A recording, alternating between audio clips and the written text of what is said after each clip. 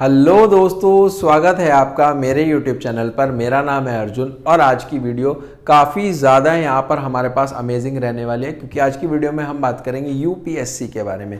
इससे पहले मैंने अपने चैनल पर एक वीडियो अपलोड करी थी जिसमें मैंने काफ़ी सारे करियर ऑप्शंस बच्चों को बताए थे कि क्या क्या आपके पास मल्टीपल करियर ऑप्शंस हो सकते हैं। उसमें बेसिकली कुछ बच्चों का मेरे पास मैसेज आया था इंस्टाग्राम पे और पर्सनली मैसेज आया था जिसमें बच्चों ने डिमांड करी थी कि सर यूपीएससी पे एक सेपरेट वीडियो बनाओ। तो आज की वीडियो उन्हीं सब स्टूडेंट्स के लिए है, आईएएस बनना चाहते हैं, आईपीएस बनना चाहते हैं, जानना चाहते हैं कैसे हम इसको क्रैक कर सकते हैं। सारी डिटेल्स इस वीडियो में आपको मिलने वाली है, बस आपको वीडियो को एंड तक जरूर देखना है। चलिए फिर जल्दी से स्टार्ट करते हैं, आपके सारे डाउट्स इस वीडियो के एंड तक क्लियर हो जाएंगे।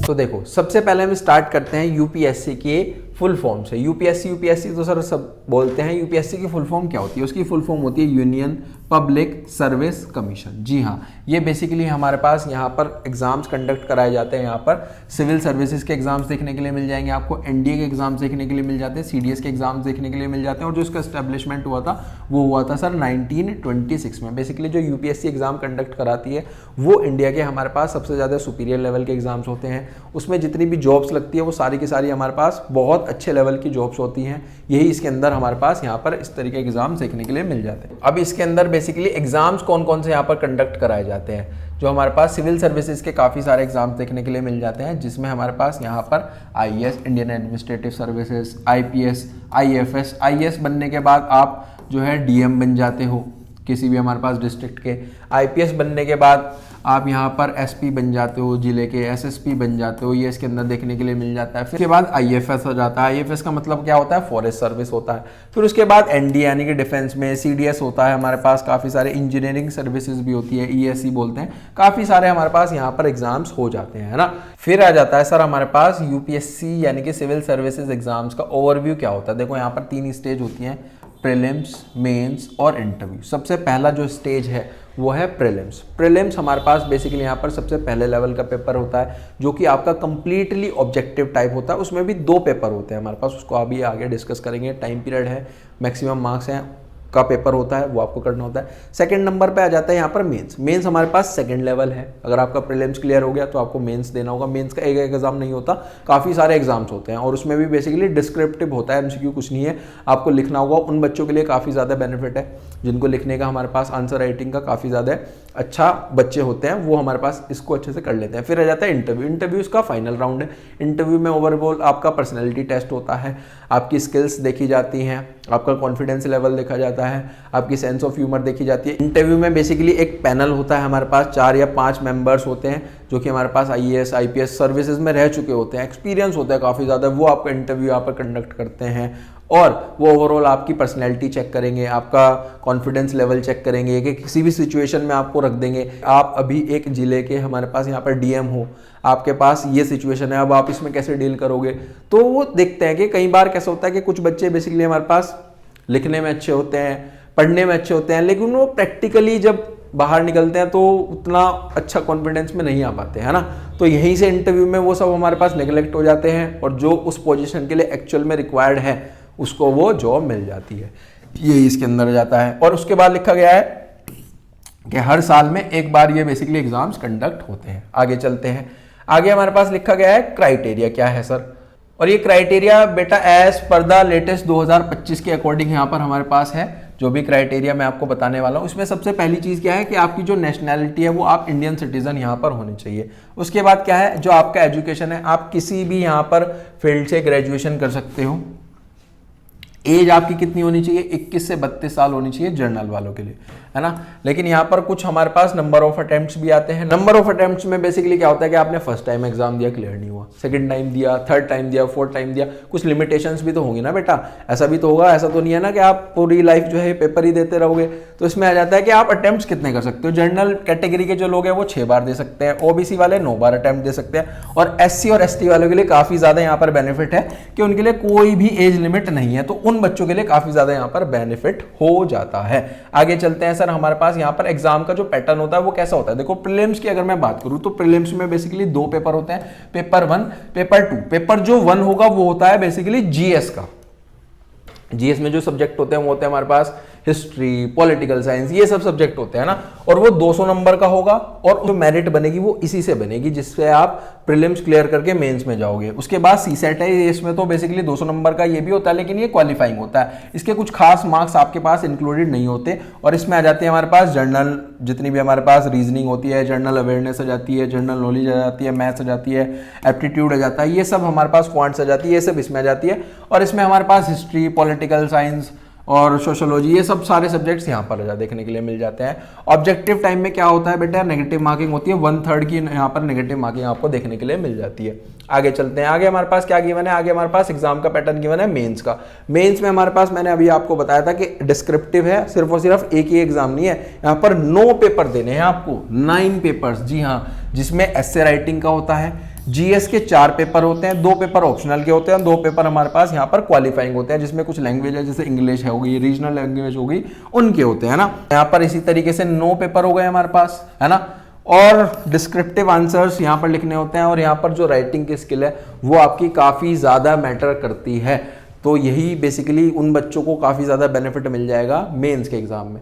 आगे चलते हैं जी, आगे हमारे पास लिखा गया है सर हमारे पास यहाँ पर इंटरव्यू। इंटरव्यू का क्या पैटर्न होता है, देखो इंटरव्यू में ओवरऑल हमारे पास पर्सनैलिटी टेस्ट होता है, जिसका जो वेटेज होता है वो होता है 275, ठीक है जी। इसमें क्या क्या चेक करा जाता है, आपका कॉन्फिडेंस लेवल देखा जाता है, आपकी ऑनेस्टी, कितने जागरूक हो, कब सब आपको सारी चीज़ें पता है नहीं पता है, जो भी हमारे पास देश में दुनिया में चल रही है, डिसीजन मेकिंग आपकी कैसी है, जो हमारे पास एबिलिटीज़ है वो कैसी है। फाइनल मेरिट जो बनती है वो बनती है मेंस प्लस इंटरव्यू की मदद से, जिससे हमारे पास सिलेक्शन होता है किसी भी बच्चे का, वो आईएएस बनता है, आईपीएस बनता है, आईएफएस बनता है, वो बेसिकली मेंस प्लस इंटरव्यू की मदद से बन जाता है। अब सब्जेक्ट सर आपको कौन कौन से प्रिपेयर करने होते हैं, देखो प्रीलिम्स में हमारे पास यहाँ पर हिस्ट्री होती है, ज्योग्राफी होती है, पॉलिटिकल होती है, पॉलिटी होती है, इकोनॉमिक होती है, एनवायरमेंट होती है, करंट अफेयर्स होता है, ये सारे के सारे सब्जेक्ट्स आपको यहाँ पर पढ़ने होते हैं। मेंस में क्या है, मेंस में सर हमारे पास जीएस के पेपर है, उसमें ये सब चीज़ें आ जाती हैं, फिर एसए है, फिर एथिक्स है, ऑप्शनल है। ऑप्शनल में बेसिकली हमारे पास कुछ सब्जेक्ट्स आपको चूज करने होते हैं। ऑप्शनल में ना बेसिकली आपको वही चूज करने चाहिए जिन चीज़ में आपने ग्रेजुएशन करी हो। अगर आपने कॉमर्स से रिलेटेड करी है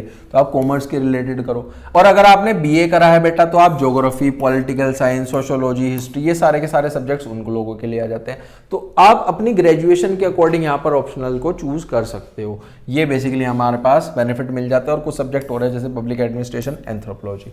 आगे चलते हैं, आगे सर हमारे पास क्या स्ट्रेटेजी होती है एक बिगिनर की, अगर आप एज अ बिगिनर हो तो आप कैसे स्टार्ट कर सकते हो। देखो सबसे पहले तो आप सिलेबस समझो कि ओवरऑल मेरा सिलेबस क्या है।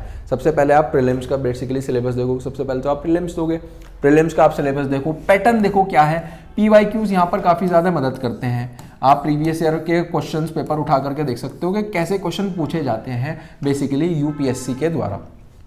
फिर उसके बाद आप कैसे स्टार्ट करो, जितनी भी हमारे पास 6 से लेकर 12 तक, यानी कि 6 से लेकर 12 तक की जितनी भी सारी एनसीईआरटीज़ हैं, एनसीईआरटीज़ बेटा आपको यहाँ पर पढ़नी होंगी, वो मस्ट होती है, उन्हीं से पेपर यहाँ पर बनता है, वो आपको बहुत अच्छे से पढ़नी होगी। फिर आपको डेली न्यूज़पेपर रीडिंग की भी हैबिट जो है यहाँ पर रखनी होगी, क्योंकि करंट अफेयर से भी काफ़ी सारे क्वेश्चंस आ जाते हैं, जिसके लिए हमारे पास जो द हिंदू न्यूज़पेपर है वो काफ़ी ज़्यादा प्रेफरेबल माना जाता है। फिर प्रैक्टिस करो ज़्यादा से ज़्यादा एमसीक्यूज़ की, अगर आपको प्रीलिम्स देखना है ना, क्योंकि वहाँ पर ऑब्जेक्टिव टाइप है, और आंसर राइटिंग की भी करो, क्योंकि अगर आपका प्रीलिम्स क्लियर हो गया तो आपको पास जो है प्रॉपर एक टाइम होना चाहिए अगर आप स्टार्टिंग से प्रिपेयर कर रहे हो आंसर राइटिंग की भी, मेंस को क्लियर करने के लिए। फिर है हमारे पास नोट्स बनाना स्टार्ट करो, उनको रिपीटेडली रिवाइज करो, जो कि हम देखो एक तो तरीका ये है कि हम बुक से पढ़ें, डायरेक्ट बुक में भी सब चीज़ें अवेलेबल होती है, लेकिन जो अपने हाथ से बनाए हुए नोट्स होते हैं, खुद से बनाए हुए नोट्स होते हैं, उनको पढ़ना, समझना, रिकैप करना, रिवाइज करना बहुत ज़्यादा आसान हो जाता है, क्योंकि हम अपने अकॉर्डिंग सारी चीज़ों को बनाते हैं, है ना। उसके बाद आगे चलते हैं, आगे आ जाता है सर हमारे पास स्टेट वाइज भी कुछ एग्जाम होते हैं। देखो जो हमारे पास यूपीएससी यानी कि जो मेन एग्जाम है वो तो बेसिकली नेशनल लेवल पे होता है, कुछ हमारे पास स्टेट लेवल पे भी होते हैं सर। जो नेशनल लेवल का है उसका तो एक अलग ही लेवल है, वो काफ़ी ज़्यादा हमारे पास यहाँ पर उसका लेवल अच्छा होता है, बहुत अच्छे लेवल का एग्जाम आता है। कुछ हमारे पास स्टेट लेवल के होते हैं जिसको हम पीसीएस बोलते हैं। पीसीएस बेसिकली उत्तर प्रदेश का अलग, बिहार का अलग, स्टेट वाइज आपकी गवर्नमेंट जॉब लग जाती है यहाँ पर, वो इसके अंदर आ जाता है। ओवरव्यू देखें कि एग्जाम जो कंडक्ट कराया जाता है वो स्टेट कमीशन करती है। जैसे उत्तर प्रदेश की क्या होगी, यूपीपीएससी, बिहार की क्या होगी, बीपीएससी, मध्य प्रदेश की क्या होगी, एमपीपीएससी। ये बेसिकली कमीशन है जो कि एग्जाम कंडक्ट कराएगी। और ये जो पैटर्न है सिमिलर होता है यूपीएससी के साथ साथ के एग्जाम का पैटर्न क्या रहेगा, लेकिन जो हमारे पास यहाँ पर सिलेबस है वो बेसिकली स्टेट वाइज डिपेंड करता है, थोड़ा सा यहाँ पर कम या ज़्यादा हो जाता है। फिर है सर हमारे पास यूपीएससी और स्टेट पीसीएस में क्या डिफरेंस होता है। देखो जो यूपीएससी होता है वो नेशनल लेवल पे होता है, उसका ज़्यादा कॉम्पिटेटिव होता है ना, इसमें कंपटीशन का जो लेवल होगा वो बहुत ज़्यादा और बहुत अच्छे लेवल का होगा। जो पीसीएस होते हैं, पीसीएस में बेसिकली हमारे पास यहाँ पर स्टेट लेवल का होता है और ये थोड़े से हमारे पास सिलेबस में जो है आसान होते हैं और जो पेपर का लेवल होगा वो भी थोड़ा सा आसान हो जाएगा। यूपीएससी जो है हमारे पास उसमें काफ़ी सारे टॉपिक्स नेशनल लेवल के होते हैं, इंटरनेशनल लेवल के होते हैं। पीसीएस में क्या आ जाता है, स्टेट की हिस्ट्री, ज्योग्राफी और लॉज, स्टेट वाइज यहाँ पर एग्जाम देखने के लिए मिल जाते हैं। यहाँ पर नेशनल इंटरनेशनल सब चीजें आपसे पूछी जाएंगी। ठीक है जी, आगे चले। आगे है सर हमारे पास टॉपर्स के टिप्स। देखो जो हमारे पास यूपीएससी के टॉपर्स हैं उनकी क्या टिप्स और स्ट्रेटेजीज देखो होती है। वो बेसिकली सबसे पहली चीज डेली हैबिट है कि न्यूज़पेपर डेली रीड करते ही करते हैं। फोकस कर सकते हैं हमारे पास कॉन्सेप्ट क्लैरिटी पे। देखो होता क्या है कि अगर आपका कोई भी कॉन्सेप्ट स्ट्रॉन्ग है तो उस कॉन्सेप्ट से रिलेटेड कोई भी क्वेश्चन आ जाए एग्जाम में, ये तो हर एक सब्जेक्ट में बेटा लागू होता है, हर एक हमारे पास एग्जाम में लागू होता है कि हमें सबसे पहले कॉन्सेप्चुअल क्लैरिटी लेना बहुत ज़्यादा ज़रूरी होता है। अगर आपका एक बार कॉन्सेप्ट बन गया तो काफ़ी अच्छी चीज़ यहाँ पर हो जाती है, कोई भी क्वेश्चन आ जाए हम सॉल्व कर ही लेंगे। उसके बाद है don't ignore answer writing. Answer writing को बेटा इग्नोर मत करो। अभी से अगर आप अपनी जो है 12th के बाद जो है ग्रेजुएशन कर रहे हो, ग्रेजुएशन के बाद आप एलिजिबल होगे इस एग्जाम को देने के लिए, 3 साल है आपके पास, आप मेहनत करो, प्रीलिम्स के लिए पढ़ना शुरू करो, प्रीलिम्स के साथ साथ मेंस यानी कि आंसर राइटिंग अभी से 3 साल है बेटा, प्रैक्टिस करो दबा करके, है ना। आगे चलते हैं। आगे हमारे पास मल्टीपल टाइम्स रिवाइज करने की हैबिट आपको डालनी है। एक बार या 2 बार रिवाइज करने से सब चीज़ें नहीं आती। कोई भी हमारे पास चाहे प्रैक्टिकल सब्जेक्ट हो चाहे थ्योरेटिकल सब्जेक्ट हो, अगर आप उसको बार बार रिवाइज करते हो, बार बार रिकैप करते हो तो तभी चीज़ें माइंड में हो पाती हैं, अच्छे से स्टोर हो पाती हैं। फिर है लिमिटेड और क्वालिटी रिसोर्सेज। देखो मार्केट में काफ़ी ज़्यादा हमारे पास सोर्स अवेलेबल हैं, हर एक पब्लिशर अपने सोर्स हमारे पास बच्चों को डिस्ट्रीब्यूट करने में लगा हुआ है। क्या वो सब क्वालिटी वाइज बहुत अच्छे होते हैं? नहीं, कुछ ही हमारे पास यहाँ पर क्वालिटी वाइज अच्छे होते हैं। उन्हीं सोर्सेज की तरफ आपको जाना है। तो क्वालिटी है वो अच्छी होनी चाहिए, क्वांटिटी कम हो। ठीक है, ये एक अच्छी चीज़ यहाँ पर है, याद रखना। आगे है सर कोचिंग और सेल्फ स्टडी। कैसे हम इसको कर सकते हैं? देखो जब आप एक कोचिंग लेते हो तब आप एक स्ट्रक्चर्ड वे में गाइडेंस, और थोड़ा सा हमारे पास एक्सपेंसिव भी हो जाता है, लेकिन एक स्ट्रक्चर्ड और गाइडेंस के अकॉर्डिंग चलते हो। और अगर आप सेल्फ स्टडी करते हो तो काफ़ी ज़्यादा फ्लेक्सिबल भी हो जाते हो, क्योंकि अगर आपको पता है कि आपने कोचिंग लिया है, आपको इस पर्टिकुलर टाइम पे आपकी क्लास कंडक्ट होगी ही होगी, है ना, तो आप एक स्ट्रक्चर्ड वे में चलते रहते हो, आपको पता है फिक्स चीज़ें रहेंगी। लेकिन अगर आप सेल्फ स्टडी करते हो तो आप फ्लेक्सिबल भी हो जाते हो, आज पढ़ लिया आज नहीं पढ़े, है ना, ये इसके अंदर रहता है। फिर ये हमारे पास अफोर्डेबल होता है। कोचिंग हमारे पास काफ़ी ज़्यादा एक्सपेंसिव होती है, क्योंकि आपने देखा होगा one of the Prestige exam है हमारे पास इंडिया लेवल पे, जिसमें सबसे अच्छी गवर्नमेंट जॉब है, तो जो कोचिंग है वो थोड़ा सा एक्सपेंसिव यहाँ पर देखने के लिए मिल जाता है। और बेटा डिसिप्लिन तो ये काफ़ी ज़्यादा मांगता है ना, जब सेल्फ स्टडी करोगे तो डिसिप्लिन आपका मस्ट है। काफ़ी सारी चीज़ें हैं जो आपको यहाँ पर छोड़नी भी होगी अगर आपको कुछ पाना है तो। फिर है सर हमारे पास रिसोर्सेज। कैसे हम प्रिपरेशन करेंगे तो रिसोर्सेज क्या होंगे? देखो सबसे पहले लिखा है बुक्स।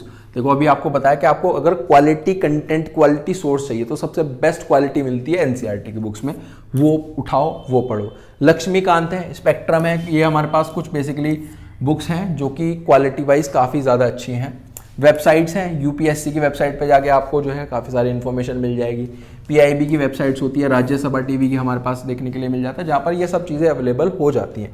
फिर है सर यूट्यूब पे भी क्या कुछ ऐसी हमारे पास चीज़ें अवेलेबल हैं जहाँ पर सारा कंटेंट अवेलेबल हो। देखो बेटा एक दृष्टि आईएएस करके है, बाईजूस है, अनअकैडमी है, ये बेसिकली हमारे पास यहाँ पर काफ़ी ज़्यादा अच्छी तरीके से प्रिपरेशन करा रहे हैं। अगर आप चाहते हो एक आईएएस ऑफिसर बनना, डीएम बनना चाहते हो, एसएसपी बनना चाहते हो, तो फिर आप उस शहर के बेटा मालिक कहलाते हो। अगर आप बन गए, एक बार आपने मेहनत कर ली, 2 या 3 साल अभी आप 12th में हो, 12th अभी जस्ट आपने पास आउट करी है, या और भी किसी भी क्लास में बच्चा है वो इस वीडियो को देख रहा है, तो अभी आपके पास काफ़ी ज़्यादा टाइम है, क्योंकि आप इस एग्जाम को देने के लिए एलिजिबल नहीं हो, क्योंकि आप ग्रेजुएशन करोगे तब आप एलिजिबल हो। ग्रेजुएशन तक का जो बेटा टाइम है वो काफ़ी सारे स्टूडेंट्स हमारे पास यहाँ पर वेस्ट कर देते हैं। आपको पता भी नहीं लगेगा कब आपने कॉलेज में एडमिशन लिया और कब आपका कॉलेज यहाँ पर कंप्लीट हो जाता है।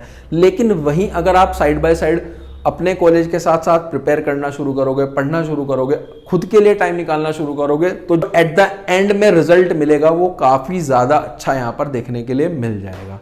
ठीक है, यही चीज़ यहाँ पर है।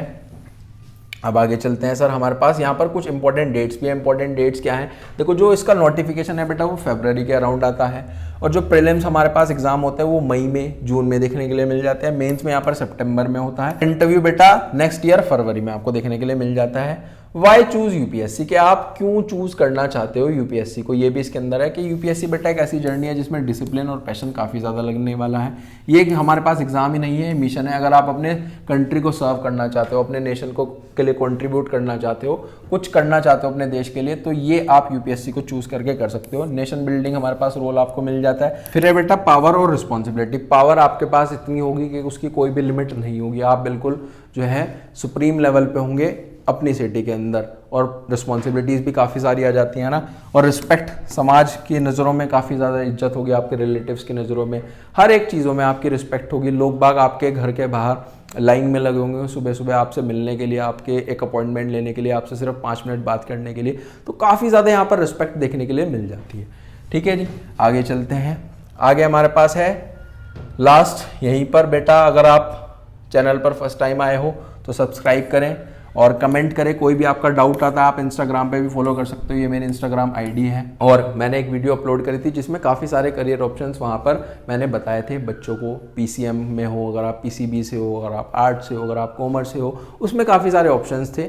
अगर उस किसी भी पर्टिकुलर ऑप्शन पर आपको एक सेपरेट वीडियो चाहिए या डिटेल्ड में जानना चाहते हो कि एक्चुअल में इस पर्टिकुलर कोर्स के अंदर कैसे होता है, जैसे यूपीएससी से रिलेटेड काफ़ी बच्चों का मेरे पास मैसेज आया था, तो मैं एक सेपरेट वीडियो लेकर के आया हूँ।